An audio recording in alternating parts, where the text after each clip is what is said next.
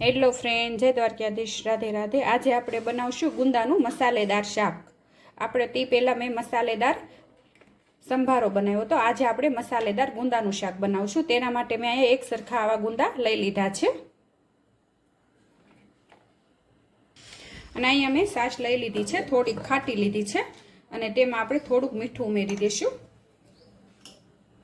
અને થોડીક હળદર ઉમેરી દઈશું અને એક સાઈડ મૂકી દઈશું। અને અહીંયા મેં આવી રીતે ગુંદાના આપણે જે ઉપરના ભાગ આવે તે કાઢી લેવાનો છે અને અંદરથી ઠળિયા કાઢી લેવાના છે। આવી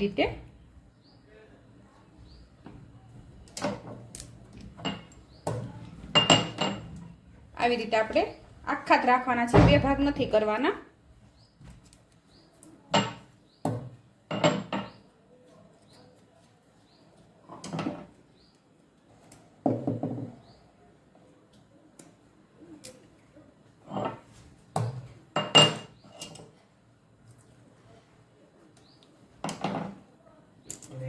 અને આવી રીતે બધા ગુંદા આપણે તૈયાર કરી લેશું, બી અંદરથી કાઢી લેશું।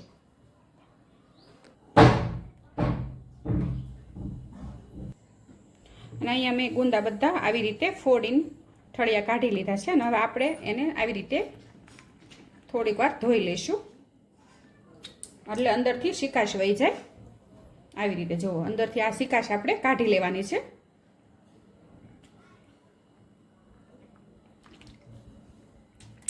હંમેશા છાશમાં જ તે તમારે ધોવાના, એટલે તમારા હાથે શીકણા ન થાય, કારણ કે એમનામ તમે લેશો તો હાથ બહુ સિકાશવાળા થઈ જશે। અને મીઠાવાળાને મીઠું અને હળદર મિક્સ કરીને પણ તમે આવી રીતે સાફ કરી શકો, પણ છાશમાં તમે સાફ કરશો ને તો વધારે ઈઝી પડશે। આવી રીતે આપણે બધાને સાફ કરી લઈશું અંદરથી।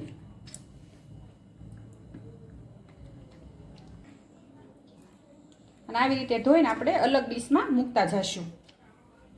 આવી રીતે અંદરથી સિકાશ કાઢીને અલગ ડીશમાં મૂકતા જશું।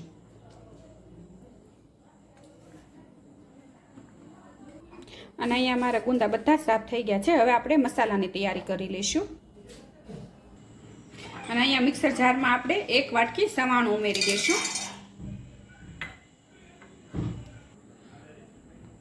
અને 1 ચમચી જેટલી વરિયાળી ઉમેરશું અને 1 ચમચી જેટલી ધાણાનો પાવડર ઉમેરશું। આખા ધાણા જે આવે ને તે, અને આખા ધાણા પણ ઉમેરી શકો।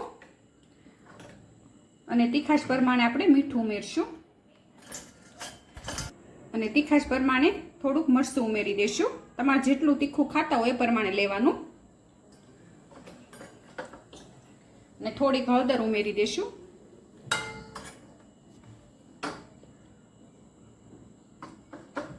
અને ગરમ મસાલો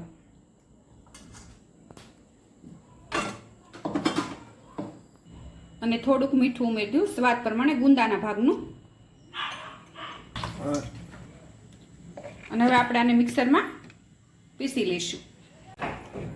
અને અહીંયા જો મેં દરદરું પીસી લીધું છે અને આમાં તમારે ગાંઠિયા પણ ઉમેરી શકો। વધારે તમારે મસાલો બનાવવો હોય તો તમે આમાં ગાંઠિયા ઉમેરી દેવાના। તેને આપણે એક ડીશમાં કાઢી લઈશું અને ઉપરથી કોથમીર ઉમેરી દઈશું। બધું મિક્સ કરી લેશું આવી રીતે।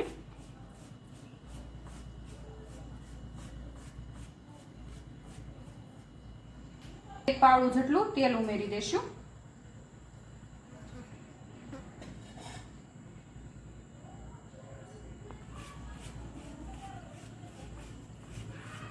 અને આવી રીતે બધું મિક્સ કરીને હવે આપણે ગુંદા ભરી લઈશું।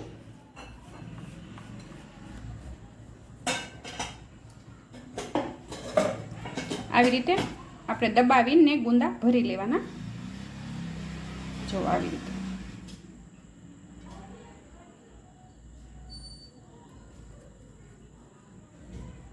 રીતે બધા ગુંદા આપણે તૈયાર કરી લઈશું। અને એ ગુંદા મેં બધા ભરીને રેડી કરી લીધા છે। હવે આપણે એનો વઘાર કરી લઈશું। એક કડાઈમાં આપણે શાક હોય એ પ્રમાણે તેલ લઈશું। અહીંથી મેં 4-5 પાવડા તેલ લીધું છે અને અહીંયા તેલ ગરમ થઈ ગયું છે, તેમાં થોડીક હિંગ ઉમેરી દઈશું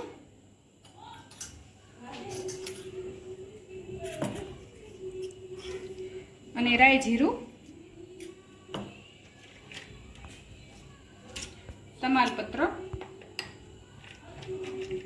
અને અહીંયા રાઈ જીરું પણ આપણું આવી ગયું છે. હવે સૂકા મરચાં ઉમેરી દઈશું અને આ ભરેલા ગુંદા ઉમેરી દઈશું.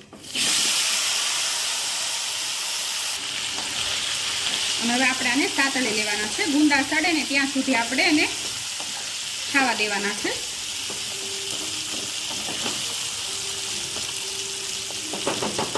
ગેસે આપણે ગુંદાને ખાવા દઈશું. અને અહીંયા મેં 2 ટમેટા લીધા છે ને તેને મિક્સર જારમાં આપણે પ્યુરી બનાવી લઈશું.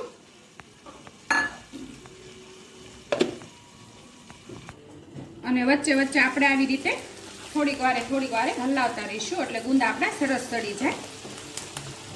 50% જેટલા તો ગુંદા સડી ગયા છે.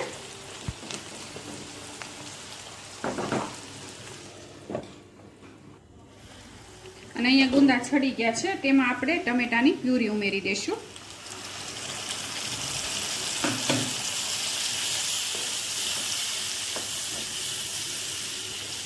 અને હવે તેલ છૂટું પડે ત્યાં સુધી આપણે એને ખાવા દઈશું ઢાંકીને.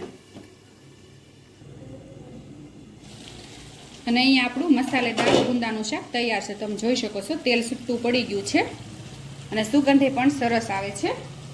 અને ઉપરથી કોથમીર ઉમેરી દઈશું.